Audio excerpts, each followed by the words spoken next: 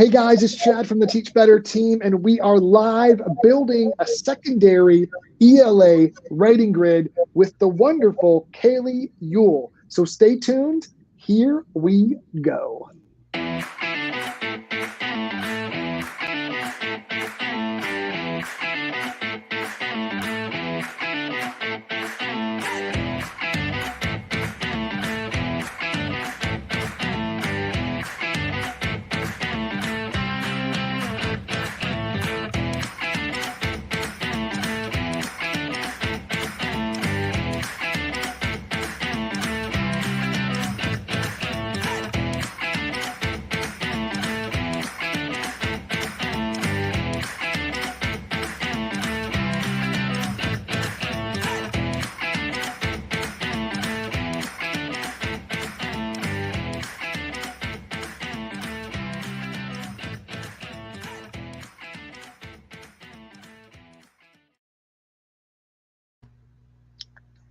Kaylee, how are you tonight? How are you doing? I'm good. I'm excited to be here. All right, fantastic. Well, I want to thank you for offering yourself up. If people have not caught this before, we are going to be building a grid live tonight for the next 60 or so minutes. We're going to be building a grid, one that you're actually going to use in your classroom, which is super fun. So I appreciate you being here. I appreciate you being willing to share your work in these conversations. It's not easy. So I'm going to ask everyone watching right now, make sure we're filling up those comments with some green hearts. Give Kaylee some love as you kind of come on in. So Kaylee, could you please just take a moment, introduce yourself, maybe what you teach, where you teach if you want, and then maybe some information on your experience with grids so far. That'd be fantastic. Okay. Well, I teach 8th grade language arts in a district called Ravenna. It's about halfway between Cleveland and Akron in Northeast Ohio. And I've been using the grid for some months now. It hasn't even been a year. I was introduced to the grid from one of my former colleagues, and it just kind of picked up from there. I decided to jump in and try it probably in the most stressful school year of my life. And yeah, it's been going great so far, and I wanted to expand my knowledge, so here I am. That is awesome. That is awesome. So you decided to start using the grid in basically the hardest year that's ever existed in education. So how has it been going for you? Are you hybrid? Do you have all your kids? Like, what's your situation? And just how has it gone? Like, how has it helped your situation or possibly even hurt it? I don't know. We haven't had this conversation. So I'd love to hear kind of just some context of how it's gone. So we do hybrid, where we have some kids in the room and some kids virtual. Some people call them like roomers and zoomers. And yeah, I like that. I'm going to steal that, I think. Yeah, except we do Google Meet, so it doesn't really, but I still use it anyways. And I knew that from the beginning, I needed to have some way to kind of keep the kids on a level playing field, that I needed to offer an equitable education for both. And so I thought that the grid would be perfect. And with Google Docs, we can have the grid in a shareable doc. We can hyperlink things for the learning activities, and both groups can kind of work through it at their own pace, and it's been working really well so far. Sometimes we jazz it up. We use like a little interactive notebook style from Slides Mania, try to make it a little more, colorful and creative. But I mean, it's a grid no matter how you dress it up. So it's been working really well. It did take quite a while for the kids to catch on to the process, but once they were trained, it moves very, very smoothly now. Absolutely. Thank you so much for sharing that. I just like people to have like some context of where you're coming from, kind of what your situation is, because everyone's in a different spot, right? The amazing Dave Schmidt, by the way, meets and seats is what he says that needs to be. I love that. Dave, appreciate you, buddy. On point with that. Just holding that one in your back pocket. I love it. So this is really interesting, right? So I love the fact, like, pro tip, by the way, Kaylee just dropped one on every single one of you. We haven't even started building her grid yet, and she's already dropping bombs. I love it. So like hyperlinking your grid, guys, seriously, that's a game changer. That will literally save your life. And here's why. So I don't know if this has helped Kaylee in this specific way, but when a parent's like, my kid can't log into Google Classroom, it's cool, click on the grid. Hey, you don't know what page you're supposed to do in the book? It's cool, click on the grid. Hey, you don't know what page or like what sheet you need or what thing you need to print off? Boom, right there on your grid. I love that. Like, I absolutely love that. And you should always hyperlink as much as you can. And here's another tip. When you take a PDF with hyperlinks and create it in Google Drive, the hyperlinks stay. So you can make it unmess upable for your kids. So that's also super, super helpful. That's Rebecca awesome. Huff is super excited. She's been waiting all month for this, just to see you, just to see you. So this is super excited. So Kaylee, I do want to get to the work at hand. Okay. I don't want to delay any further as much as I could enjoy this conversation all evening. So I really want to ask, what sort of context can you give before I put this grid up on the screen? Like, kind of, what are some initial thoughts you'd like our audience to be aware of before we put this out there for everyone to see? Okay, so a big thing is the district that I work in is a low performing district. It's high poverty area, and so a lot of my kids come into my 8th grade classroom not having the skills that they need. And one big one is citing textual evidence. They just really lack the idea of backing up their ideas with something from a text. And so I'm constantly trying to play catch up as I get them prepared for 9th grade in the high school, because I know they're going to have to do research papers. They're going to have to, in all subject areas, cite evidence. Yeah, So 8th grade is really like a last ditch effort to get them these skills. So I practice it all year, and I've really had to be very intentional with how I teach this skill. It can't just be like oh, and don't forget to cite textual evidence. It has to right. be very almost structured, formulaic way of teaching it so that they do grasp it. And it does take a long time, but once they grasp it, again, just like the grid, they're able to continually do it in Sure. whatever setting. So I'm so glad you said that. And that's kind of what the trail I was trying to lead you down, because when I talk to teachers about ELA, something like citing textual evidence is something that they're probably going to have in every one of their grids. So depending on your students and their needs, you might not ever have a grid that's just citing textual evidence. However, if you know this is an area, okay, where your kids need the help, um, having a full unit where they're really practicing and honing this skill, which then can be spiraled in every unit after or every subsequent unit, is a huge benefit. So this is Kaylee really giving her students what she knows they need and building those skills, because, based on your experience, that it's a deficit, right? Yep. So because you're always spiraling those standards, really harping in on those is going to be important. Now, this is going to be a writing grid, so we're really going to focus on students really forming a paper. And one thing I'd like to give as a little bit of context, and Kaylee, if you have any other input, is I personally think if you're an ELA teacher and you're like, I want to try to do the grid, writing is a really great first step, right? You can do it with literature, you can do it with reading, and can embed both of them into a grid. All of that, absolutely possible. But if you're looking for a really easy first step, writing can be a really great way to start this process.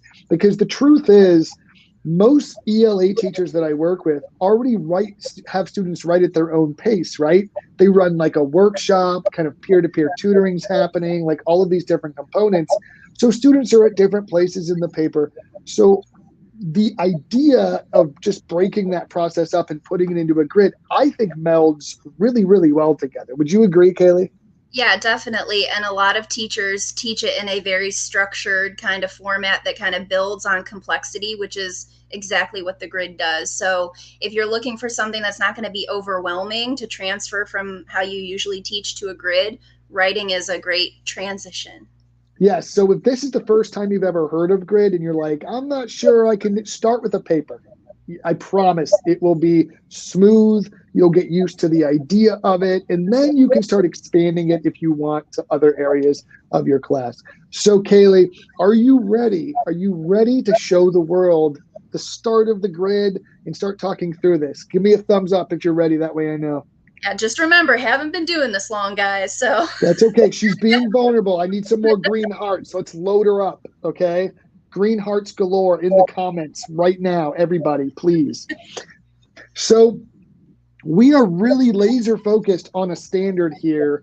I'm going to see if I can make that a little bigger for us. We are really focused on drawing evidence from literary or informational texts to support analysis, reflection, and research. So I love the fact that you already put a level here. I think that's awesome. Would you want to talk us through what allowed you to kind of brought you to that conclusion? I think it's a good conclusion. I'll tell you why in a second. But I just like to hear your thoughts on what made you kind of place this at DOK level 3. So level 3, again, that strategic thinking really involves the kids not only having that background knowledge, knowing what they're doing, having those basic skills, but they're now weighing, comparing, contrasting. They're now looking for the best evidence. So it's more than just knowing your stuff. It's really having a higher level of just understanding. It says draw evidence. So not only do you have to comprehend the text, but you have to know out of all of the pieces of evidence, which one is best. And that kind of analysis, that judgment is really a higher DOK level. You know what? I'm just going to go and have you take over the rest of this because you are so spot on right now, Kaylee. You're a rock star. Okay. So, and by the way, this is the first time Kaylee and I have ever met like face to face, like live. So like, she's one of my new favorite people all of a sudden. It's amazing. So I absolutely agree. That strategic thinking, that comparative analysis, right? Looking at multiple sources, saying what's best to support my claim, which is also evaluative, right? Students saying that this evidence is good or bad in support of my statement, or this is a poor evidence or not complete or bad evidence, like, or this is really good evidence, like that evaluative nature automatically makes it a 3. The comparative analysis automatically makes it a 3. The strategic choices they're making in choosing their analysis absolutely making it a 3. So I 100% agree with you, Kaylee. That's spot on to me. That's definitely like solid level 3. And the nice thing is, I'm not going to jump to any conclusions here, but the creation of a paper using these skills, I think, becomes a natural hint, hint, wink, wink, nudge, nudge, easy target for level 4 then, right? Because like once they have the skills in this level 3, creating a work, utilizing them becomes, I think, a very natural next step. So let's get into some of our targets. By the way, I think we broke the record for like quickest analysis of standards on one of these lives because you just knocked it out of the park. You're just perfect. We can go, guys. Like it's over. Like let's everyone leave. Like, this is fine. Okay, so let's take a look at our targets. So for level 1, all right, let's see what your initial ideas and thoughts are here. So remember, draw evidence from literary or informational texts to support analysis, reflection, and research. And we are assuming that students have very little knowledge, right? They don't really know, like, they need to know what evidence is probably first, right? Would you agree with that? Like, in some of these other things. So previous grades cover it, but they still don't get it. Right. Right. I love how you're supporting your colleagues right now with that statement. And I try to support my students too, but they just need a little bit more time. They get there, but they need that extra reinforcement year after year. It's okay. There's a bunch of science teachers right now having to explain hypothesis to students in 8th grade when they know they had it in 6th and 7th too. Yep. So I hear you. Okay. I hear you. Okay. So I feel your pain. So you said here for level 1, I can use proper citation format to cite textual evidence. and I can define these vocabulary terms.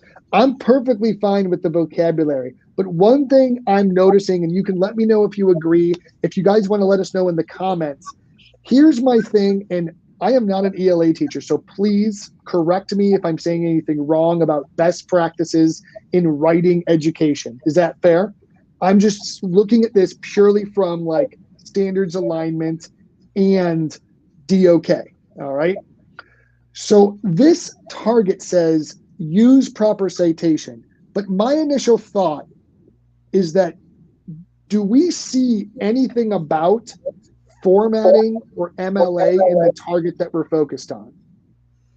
Yeah, and that, I mean, now that you're pointing it out, I'm like, right, that is a different standard. And I'm and I'm thinking about, just from my own experience in the classroom, like, oh, when we cite evidence, their MLA format's horrible. But I'm a standards-based grading teacher, and I need to stay true to what the standard says. And the standard doesn't say anything about citing or MLA format or any sort of format. So really, if I want this grid to be standards aligned, I need to change my level 1. Yeah, or so like I love that you said that. First of all, you are standards based. I think someone was requesting that they could see it a little bit more. I hope that's a little bit better. There you go, Pam. So here's my question. Do we want to add that formatting standard so that we can measure it within our targets and objectives?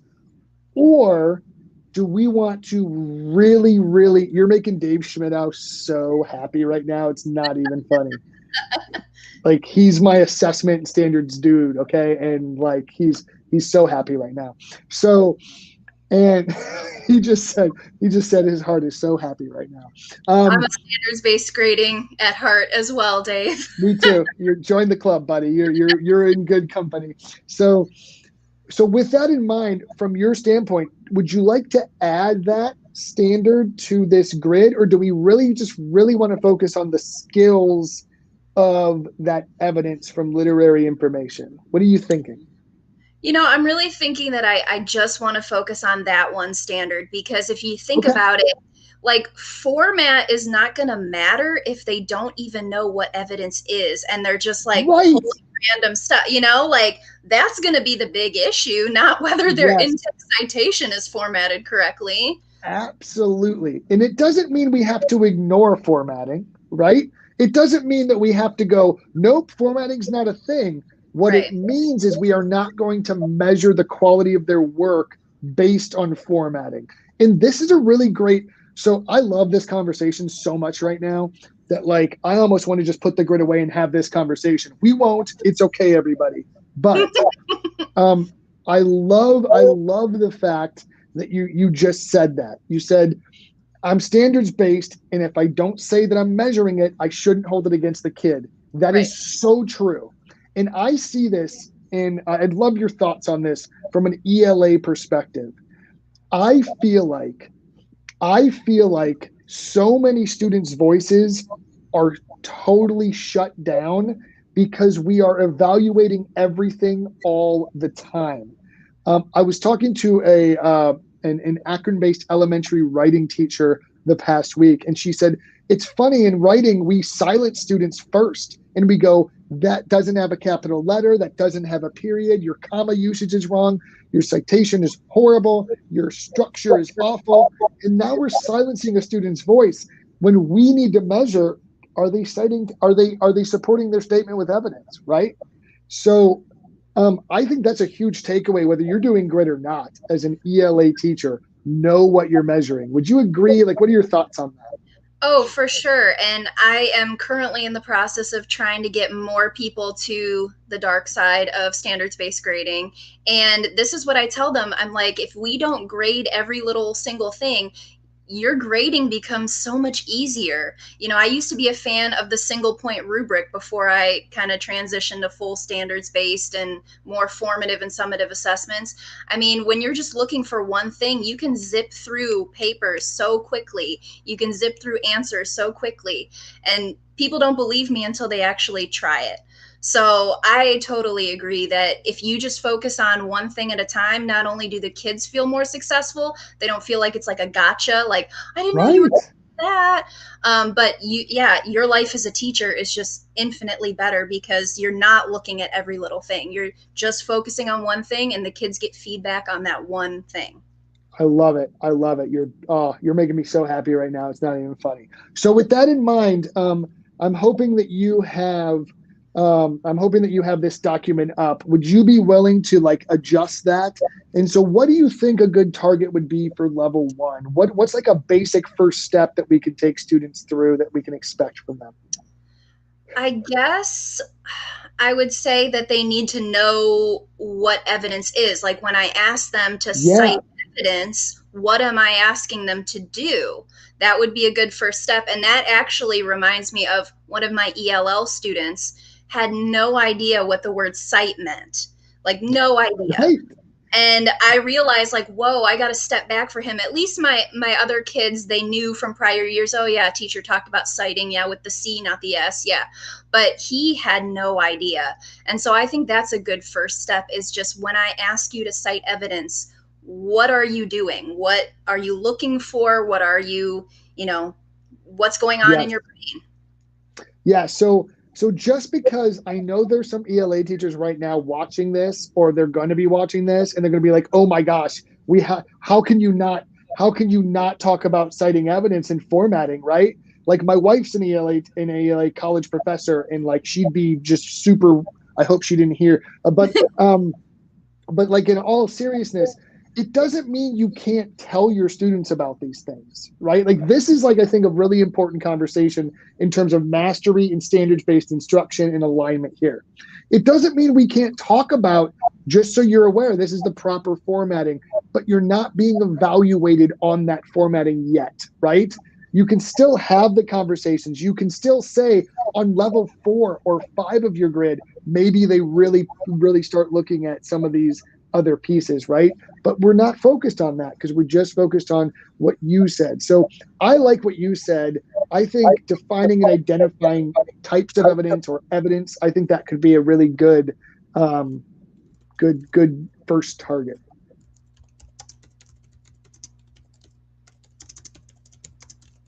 How is that?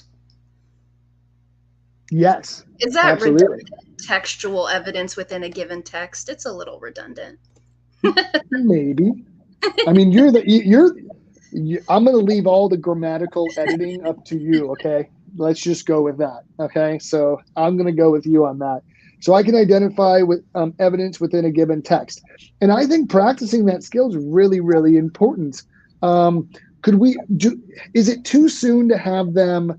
I can identify evidence that supports a claim Okay, or that like, would be a good transition to the level two because that's distinguishing. So first you're okay, what is correct. evidence? And then you're finding evidence that supports, and then you're distinguishing the Yes. best evidence. Yeah, I like Yes. So like I'm even saying like, hey, this character is evil or something. Which one of these statements would support this, right? Like let's practice the nuts and bolts of citing evidence and supporting claims, right? Um,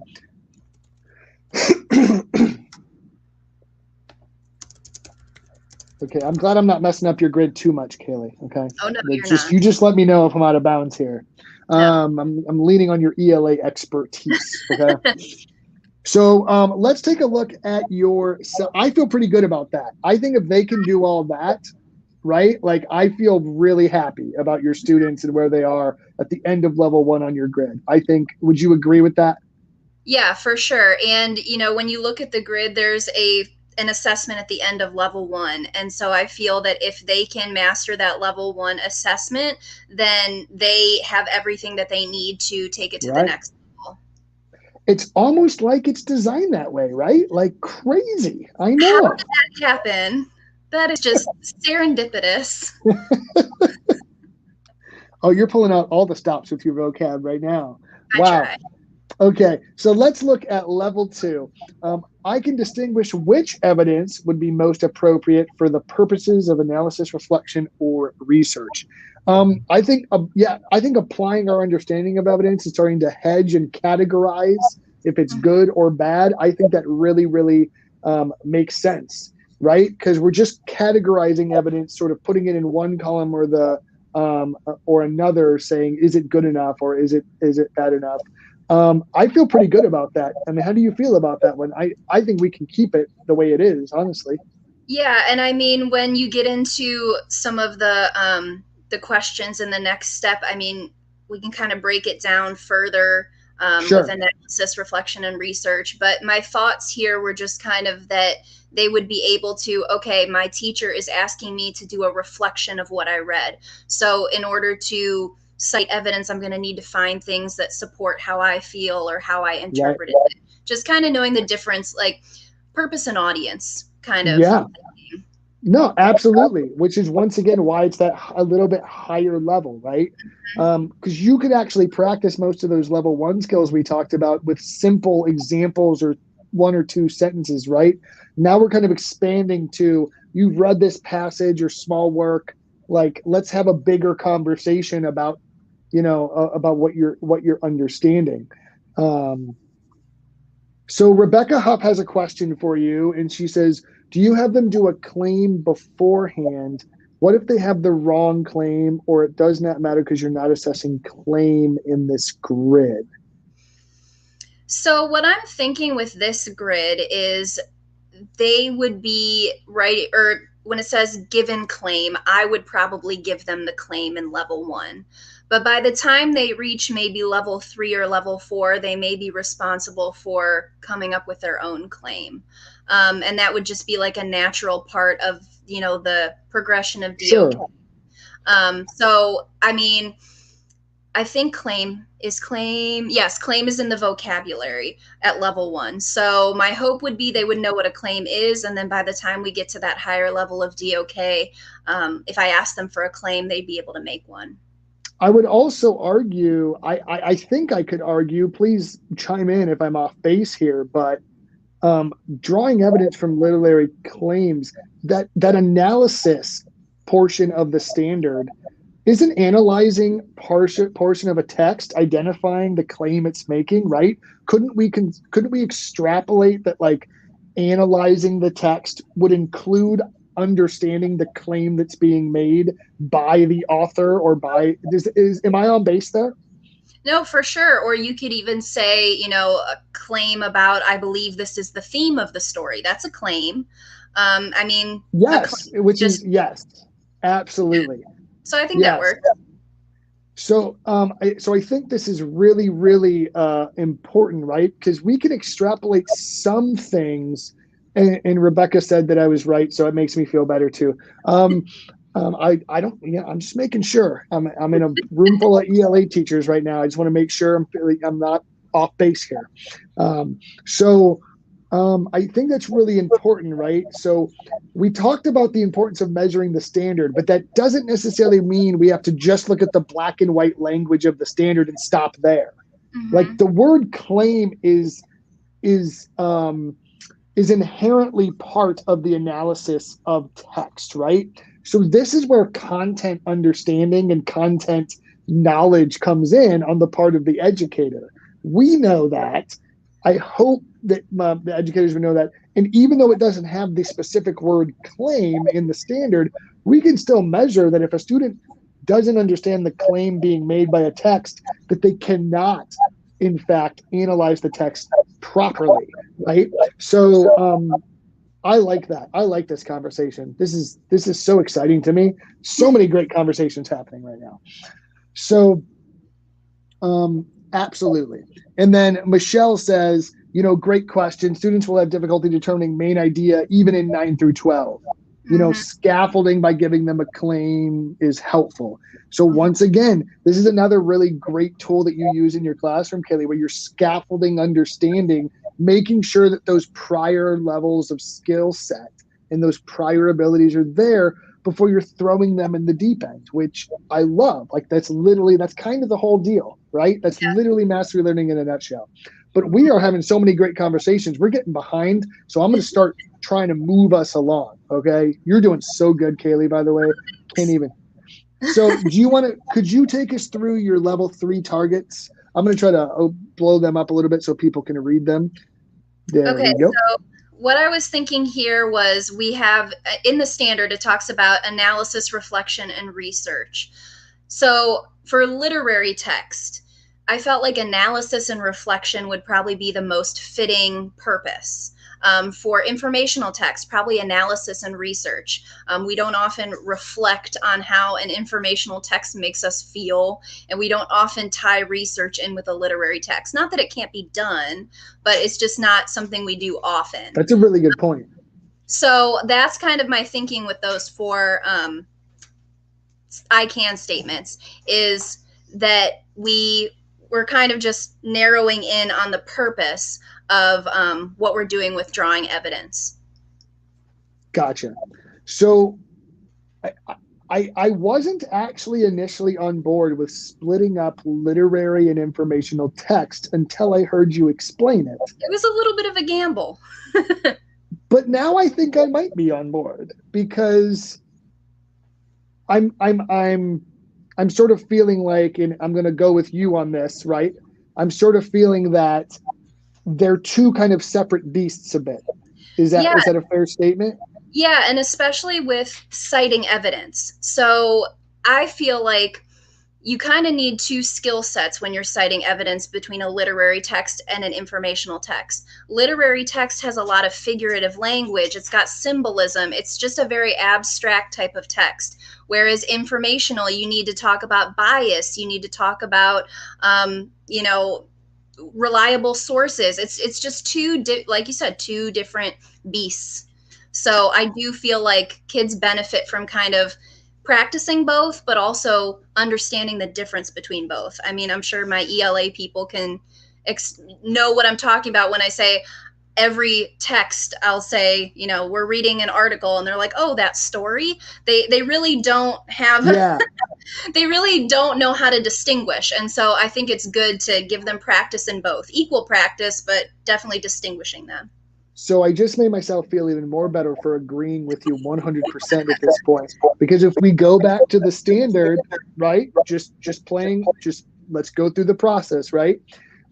It literally mentions both types of texts. Now, if this standard, in my defense, if this standard would have said, draw evidence from a text to support analysis, I would go, Kelly, it doesn't really say they have to distinguish. Like, we should just probably measure.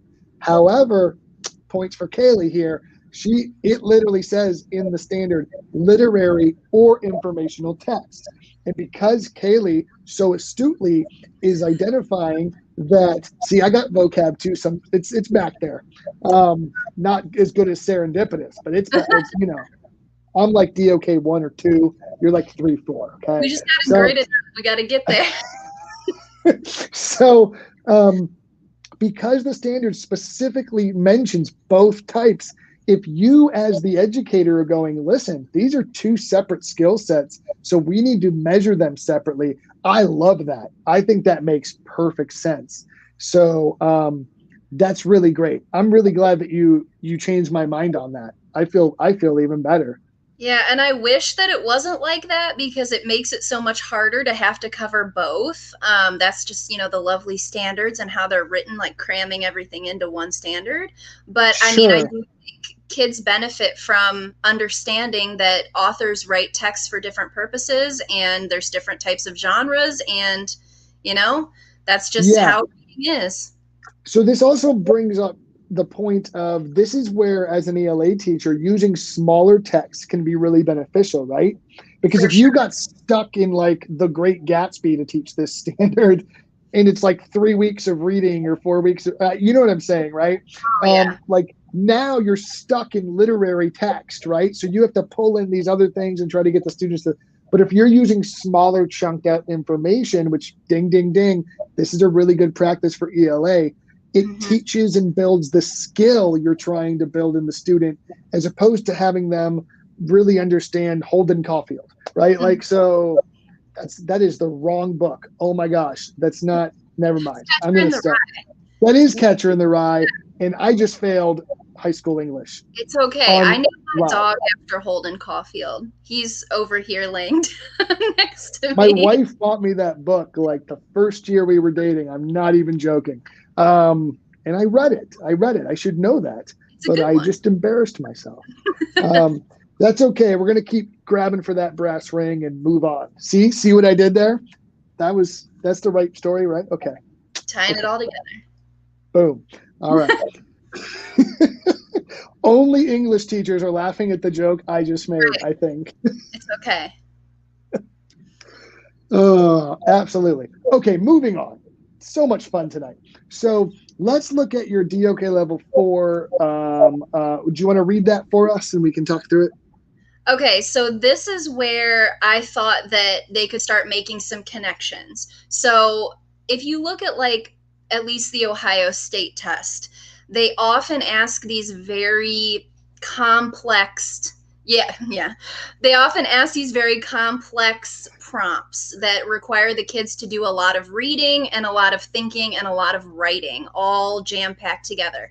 So that's Right. kind of where I came up with this DOK4, that they would start, now that they have the basis of how to cite textual evidence, they would start connecting citing textual evidence for multiple purposes within one written piece. So maybe like the prompt asks them to analyze a story for theme and then maybe connect it to their own life.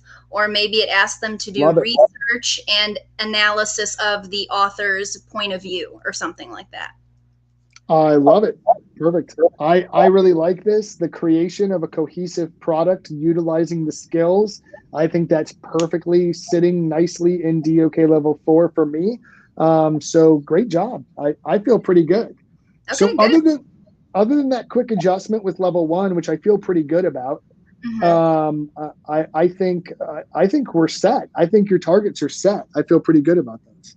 Yeah, me too. Oh, now we get to level 5. Oh, Uh, Okay, so hold on.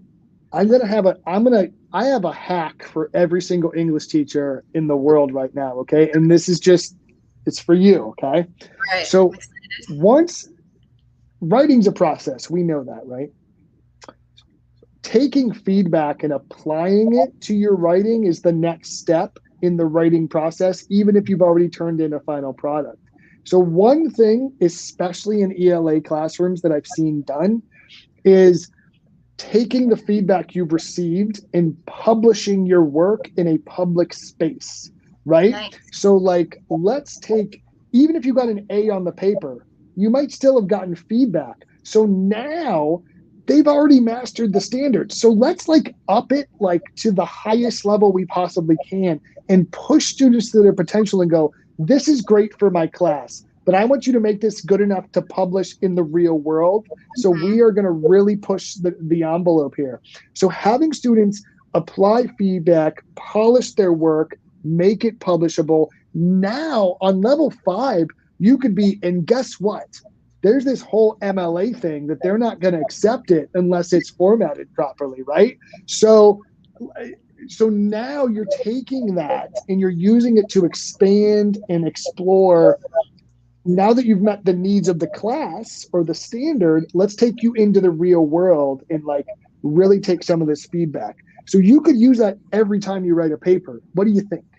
Yeah, I like that. And I've been trying to cover audience a lot this year, really talk to kids about formal and informal language. So if you go online and you post it on a Yeah. blog, you might have to change your tone, Yeah.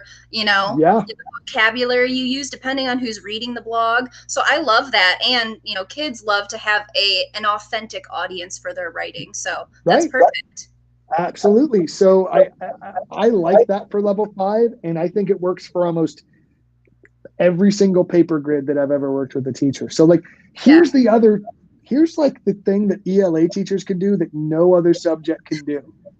Once you have the shell of your paper grid done, you can literally not change a whole lot when you do your next paper grid. Now it's going to change. you're going to change like the focus and maybe some of the targets. But in terms of the general layout where things are, it's going to be pretty consistent in terms of your paper grids, the ones where your students are finishing and writing a product. So, like I always tell ELA teachers, like once you get this down in your writing process, you're solid, right? Like you're good to go. Good to go. Okay, so you did some of your essential questions. So we're going to talk about these real quick. You're just all over it today. I love it. So Yeah. so some of these are for the older targets because this is a work in progress. Yeah. So let's just go back to that level 1 target, and you don't have to fix all this right now. We can kind of talk through it if you want, though. So what sort of questions would you be asking a student when they identify evidence within a given text? What are some of like the questions or types of challenges you would give them to kind of do that? Well, I guess with that first bullet point in level 1, what they really need to focus on is if I ask them for evidence, what are they giving me? So I think we would need to Right. have conversations about, evidence is not typically not just a word. It Good. is, Right. it is a phrase, it is a sentence, it's maybe multiple sentences. And we also need to talk about what does supporting mean? So if there's a claim, how do you use evidence to support that? What would be convincing evidence? Yeah. I love it. So those are all potential questions you could have in your essential mastery list there. And then your DOK level 2, how do I search for evidence to prove my inference from a literary text? How do I search for evidence to prove a claim about a non-fictional text? Now we're getting into that analysis that we talked about. Mm-hmm. How do I search for evidence to communicate my personal connections to a literary text? I love that you're bringing the students as themselves into this. I think that's so important to give students. This is grid or not grid, right? It's so important to connect this to students' lives. So I love that you're thinking through ways to do that, especially in high needs, lower income populations. Like they need to know that their voice matters. In what better place to do that than an ELA classroom, right? So I love that. Kudos to you. That's fantastic. How do I search for evidence to prove my analysis of a non-fictional text? Very good. I think those are really solid questions. And then moving into DOK level 3, do you want to read those off and see how we feel about those? Yeah, so DOK level 3 is kind of where we started to split the informational and literary. So now we're getting into that higher level of critiquing the relevance of the evidence. Right. So in level 2, it was kind of like, okay, how can we skim a text? How can we read it? We comprehend it fine, but comprehension is not the main goal. It's really kind of a treasure hunt to Correct. search for this evidence.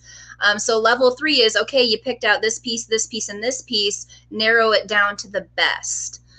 So that's, why it's a higher DOK level. So that's kind of where all of my questions were kind of stemming from. So which evidence most strongly supports my inference? Not just how do I search for it, but now that I've found a couple, which one is the strongest? Which evidence most strongly supports my personal connections? So on and so forth. I love it. And really getting into that critiquing, evaluating, and choosing, right? Here's one of my favorite like sort of tips for DOK level 3 is that a lot of times teachers will go, oh, I made a Venn diagram. It's DOK 3 because they're comparing two things. And I go, hold on a minute, right? Mm-hmm. Just wait 1 second. Me placing an item into a category in a T-chart or a Venn diagram or telling you that it's this or that Right. doesn't necessarily require a lot of additional thought. It is generally agreed that that is a DOK level 2 type of activity or task, right? You're just applying a known quantity to a given label. So it is the student explaining their choice, defending their choice, analyzing or citing evidence to support their choice that can take that task to a level 3. So regardless of the subject you teach, whoever's watching right now, that to me is the easiest differentiator between level 2 and level 3 DOK. Level 3, they have to know why they're putting something somewhere and be able to explain and defend why it's there. DOK level 2 is you're just putting it somewhere because you know that that's the definition of a word, or that's Right. right or that's wrong. So I get so excited. There's so many good conversations. So I really like this. I think DOK level 4 and 5, we already kind of talked through that. So are you ready? Are you ready to start putting some stuff in your grid? Yeah, I mean, this is always the place where obviously it takes the most time. And I always am going back and editing. And, it honestly is the part that just really requires a lot of planning and organizing. It does. This is a really challenging part for a lot of teachers. So you're not alone, Katie or Kaylee. It's okay. So it's going to be all right. This is a safe space.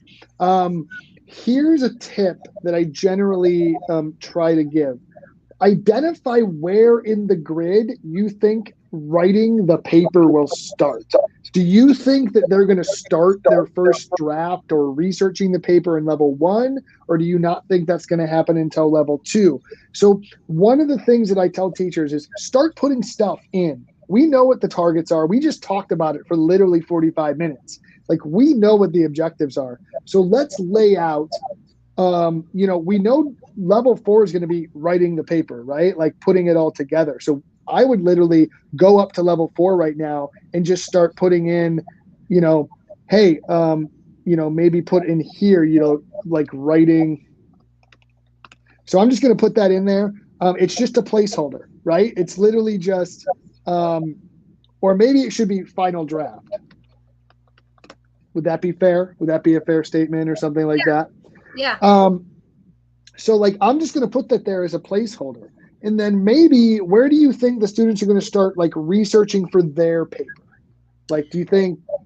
So I'm looking at level 2, and level 2 is how do I search for evidence? They need to know how to skim something, what they're looking for. And so to me, level 2 is where they would start really reading texts and looking for evidence. They don't know what they're looking for at level 1. Yep. That's what we're teaching them. But in level 2, that's actually where they get the freedom to, okay, here's a text, and I could pick this sentence, I could pick this one, I could pick this one. So that's really where I see them start to collect evidence, is level 2. Awesome. So like, I don't know if you see what I'm doing right now. I get excited and I start just going on things, but I'm literally just typing in as we talk some of our general ideas so we can start forming what this grid's going to look like. And then the next step will be, okay, so now we have a little bit. How do we beef it up? How do we fill in the gaps, right? We know there's going to be a quiz on 1D. We know we're going to have to introduce skills and vocab. Would you agree with that? Oh, for sure. Yep. So like, we're probably going to have them practice skills here. Would you agree with that? Yes. Yeah. And continue practicing in 1C.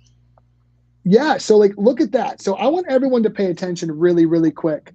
Like, Kaylee, I don't know if that was helpful for you or not, because I don't know how you normally do this, but like we literally just finished the skeleton of the first level of this grid, and it took what, like less than 5 minutes, right?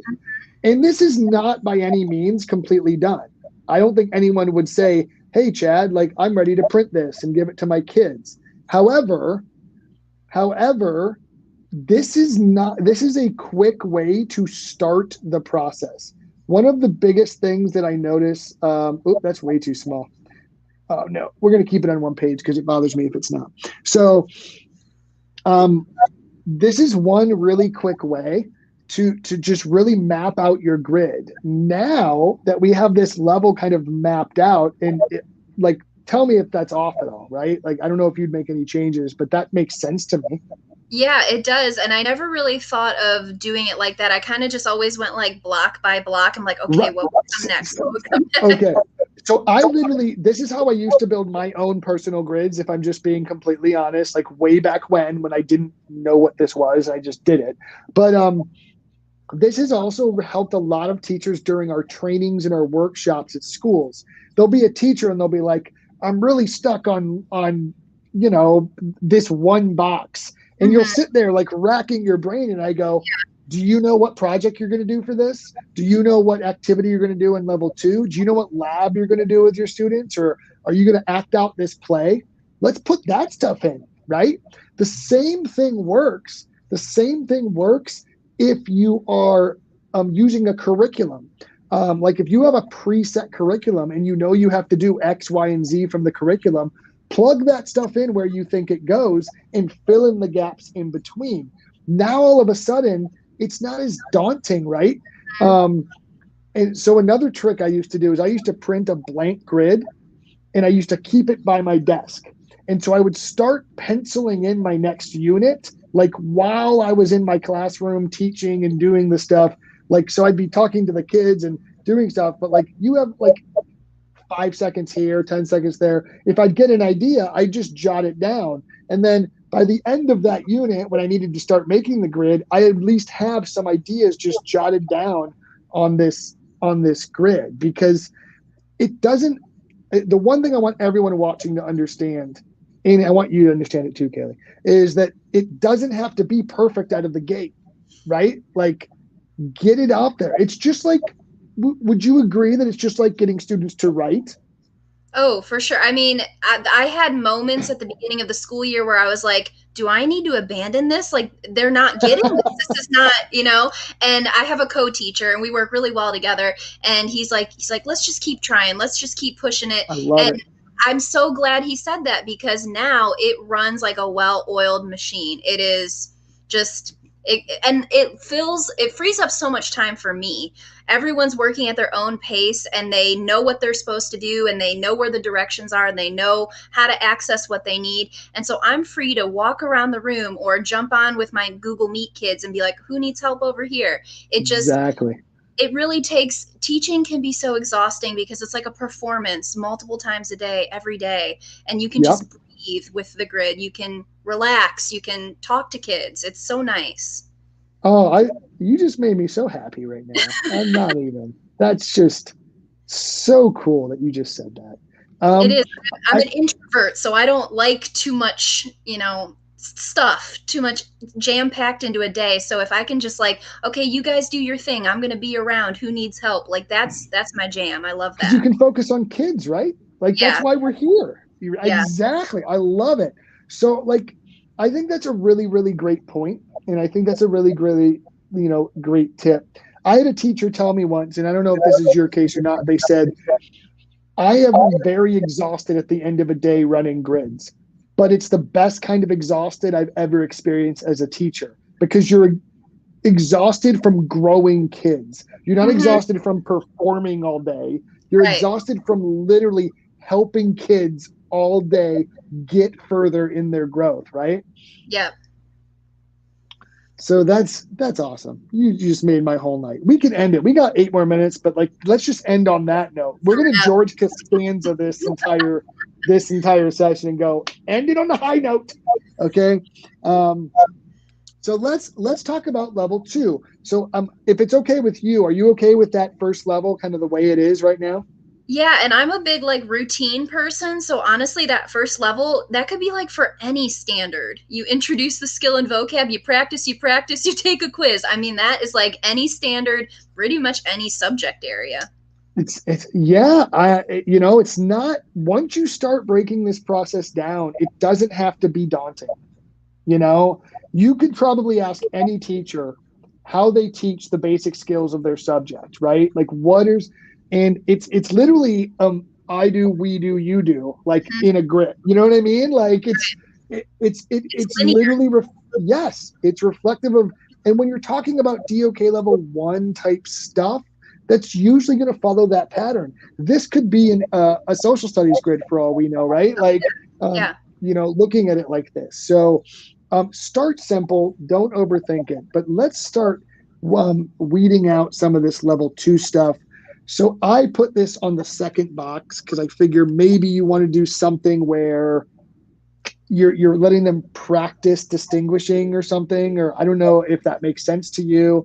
Yeah. Um, I've like done some activities with like, okay, so here's your claim. It's in a multiple choice which piece of evidence is best, and then you need to do a little explanation. Why did you pick that one? So we could do something that is just kind of uniform for everyone. They're not picking their own topics or anything. They're just kind of, a little bit more structured practice. Sure. So, okay, I like that. I just kind of labeled it as claim choice activity. Is that okay? Yeah. And then, sorry, let me make sure everyone can see what I'm doing. I have to like switch between screens when I do this. I want to make sure that we're like everyone can see. Do you think them starting research on their own topic would happen yet, or do we need some more practice, do you think? I'm just asking you. Well, let me look at what we have for Sure. like mastery questions. Honestly, I feel like they're ready to start, but since those mastery questions were like split between literary and nonfiction, maybe we should split the research. What I kind of had in mind was that it would be paired text, so something literary but also something nonfiction that kind of had some sort of connection. So maybe they need kind of separate practice in both. So like that. Mm-hmm. So like this is a really good. So what you would be thinking of is taking like a historical text about a time period or something, right? World War II. You could think of a billion different topics that exist. Okay, so like you maybe have them do a literary reading of like a character going through a historical event, and then maybe read an informational text about that event. Is kind of what you're thinking. Yeah, or like, being in Northeast Ohio every year, I do a May 4th unit. So we could read like For Dead in Ohio, the lyrics, and then we could, read an article about the shooting. So, something like that.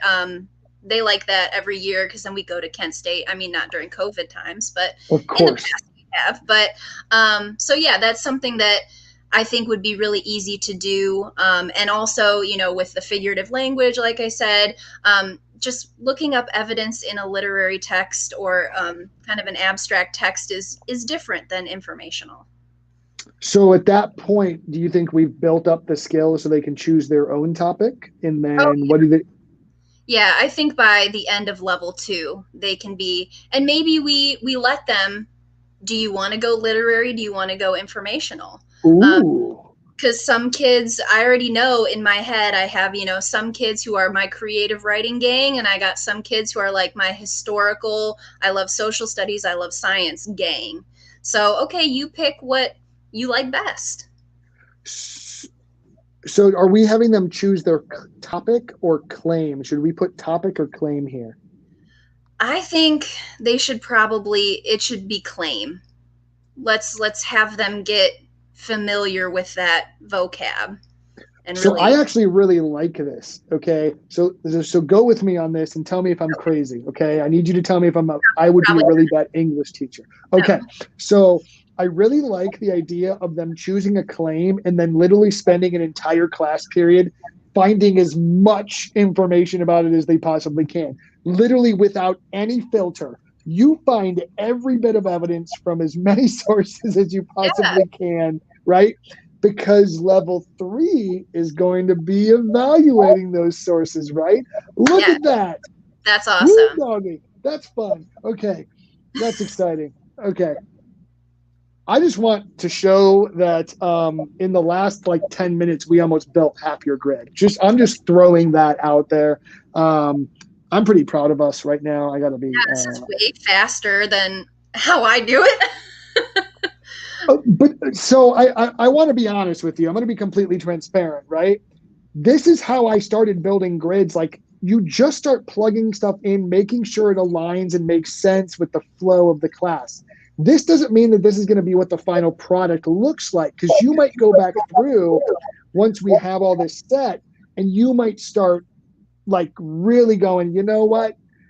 This is the activity I'm using. This is the page number they need. This is how I'm going to assess it. But I want everyone to realize, start simple. Just start putting stuff in there and going, yes, this makes sense. Yes, this aligns. And I hope they also hear the conversation that you and I are having as we're doing this, That's the same conversation I want you having with yourself or your co-planning partners, right? Like, hey, let's do something here. But once you have all the boxes with a title in it, right? Like, how much easier is it going to be for you to go back and fill it in? Oh yeah, and you get inspired. You're like, oh, I know what Yeah, we could do for literary research practice. I remember this thing we did 3 years ago. Let's plug it in. Yeah, for sure. absolutely. It's going to give you those little nuggets of ideas. Because I got to be honest and tell me if I'm wrong here. Staring at a blank grid is the scariest thing ever.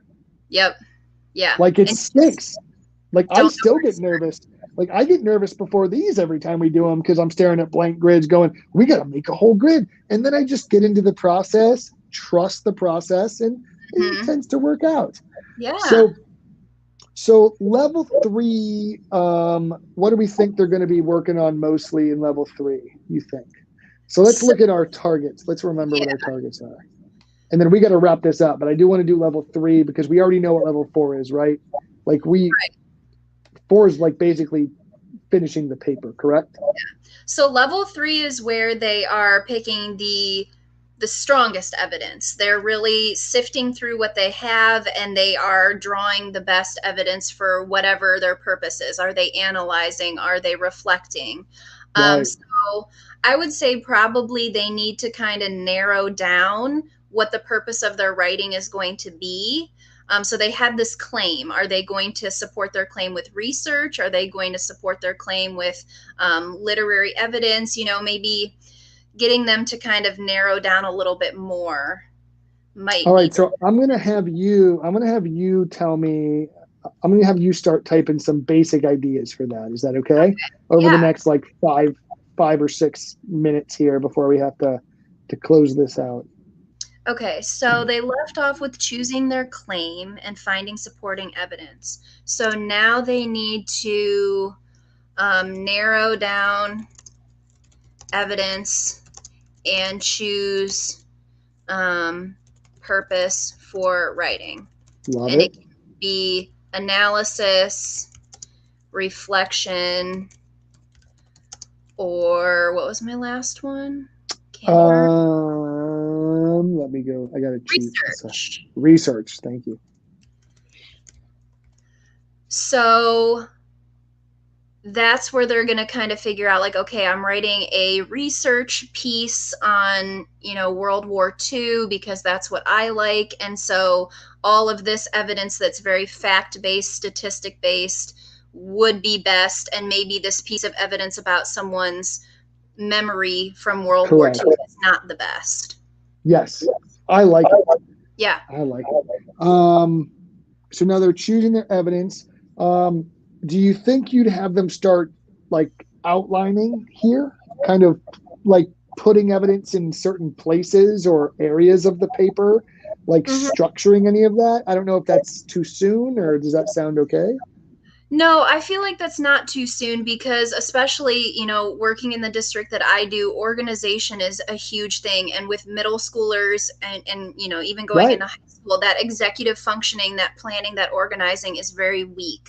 So that needs to be done early on and that needs to be a specific focus. It can't just be an afterthought or it can't be like an assumed, oh, they're going to plan it out. They're going to make an outline. No, like we need to tell them that they need to make an outline, and probably I would provide them with multiple outlining strategies that they could use. So does that make sense for then 3B then? Does that make sense? Mm-hmm. Perfect.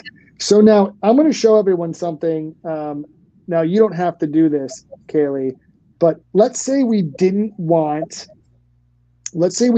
want this other cell here. Like, let's say you only want 3 boxes, which it would be totally fine, right? Like, that's not a big deal.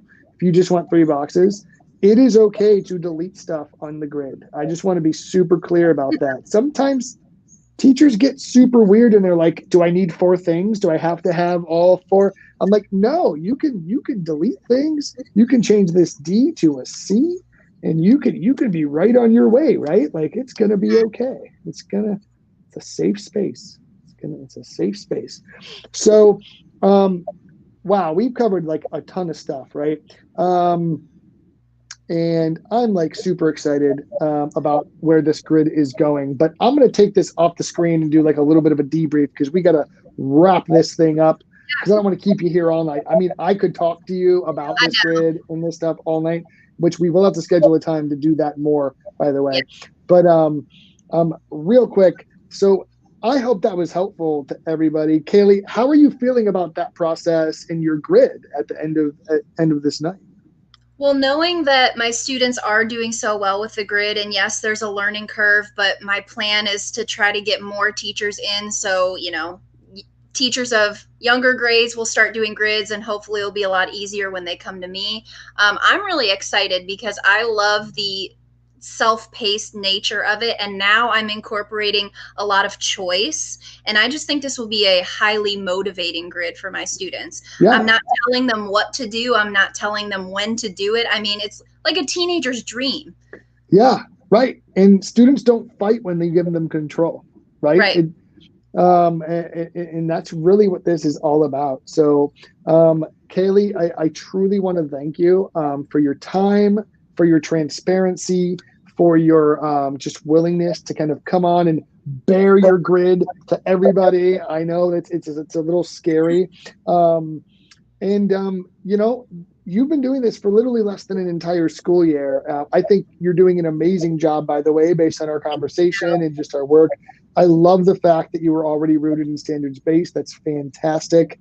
But you're doing a great job, and I just want to thank you. And I want to tell everyone you can do this too, right? I hope we showed you tonight how easy it is to start plugging things in. Now, Kaylee, in all honesty, you do have some homework, right? This isn't all the way done. There's some stuff, we have some thoughts about homework on the Teach Better team, and we don't like it that much, but you do have some additional continued work to do on this grid. Yep. Yep. However, I think we had so many amazing discussions. I want to thank you for your time tonight. I want to thank everybody for joining us, whether it's now, later, or on a recording sometime in the future. But have a fantastic day. Stay awesome, and we'll see you next week, everyone.